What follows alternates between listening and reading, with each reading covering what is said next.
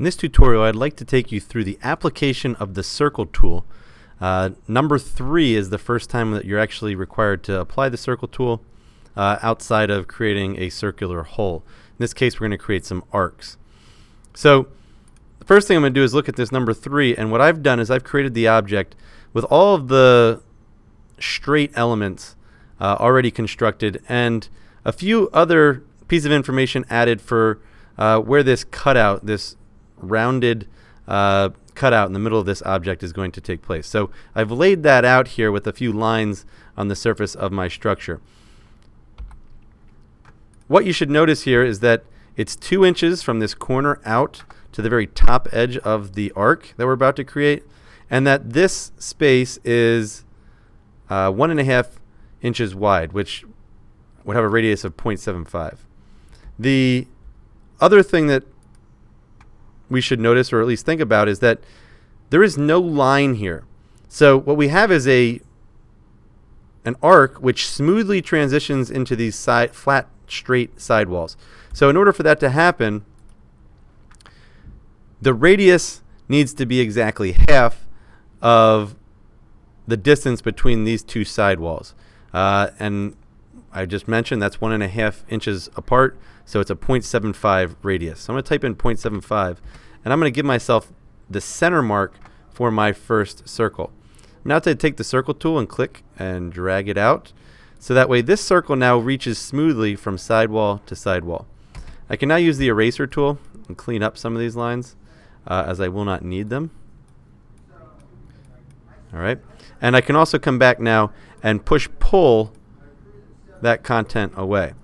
One additional little tip is to take your selection tool, spacebar to get your arrow tool up, and you can right-click and soften these edges so that way this edge, which is not in the original drawing, disappears.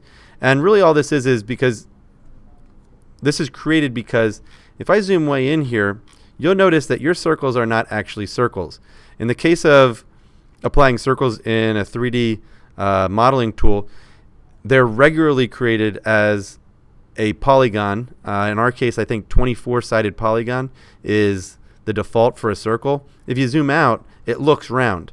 But if you zoom in, and the closer you get in, the more you'll notice that they actually have corners. And where that corner reaches an edge is where you see the edge. But we know we've created this correctly. There's a nice smooth transition, so we can soften that edge. That was a subtractive process.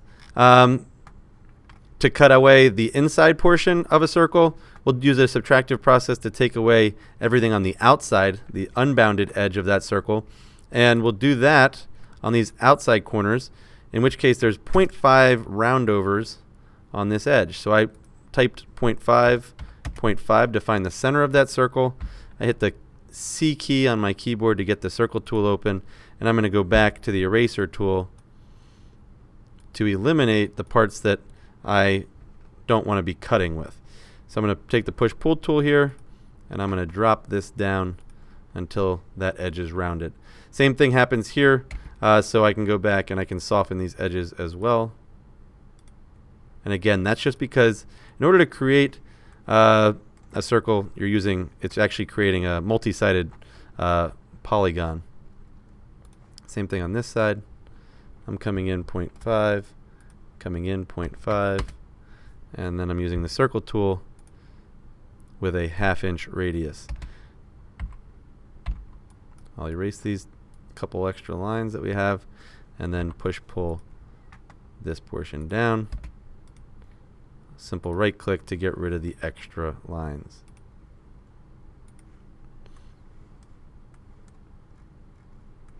All right. One additional piece of information with the circle tool, and I'll show you how I know it's a polygon. If I click the circle tool from my toolbar, on the bottom right-hand corner it says it's 24-sided. The default is 24-sided, and the larger you make this, the more noticeable the corners become. If you're making something that needs very smooth, precise circles, you can always increase the number of sides that are on your circle. So in this case, I have 24.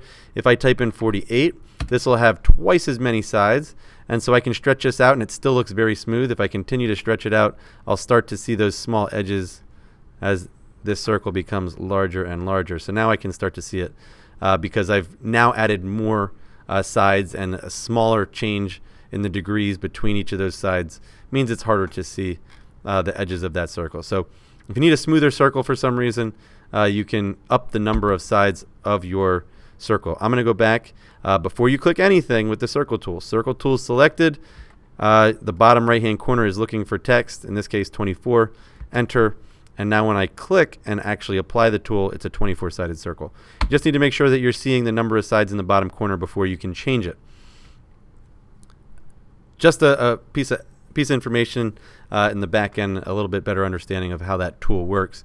You cannot create an infinite number of points equidistant to its center, which is what a circle is by definition, because that's an awful lot to calculate for a computer, considering infinite is not something a computer is going to like to calculate. So in this case, we define a set number of sides that will function in our case, and in this case, 24 is plenty.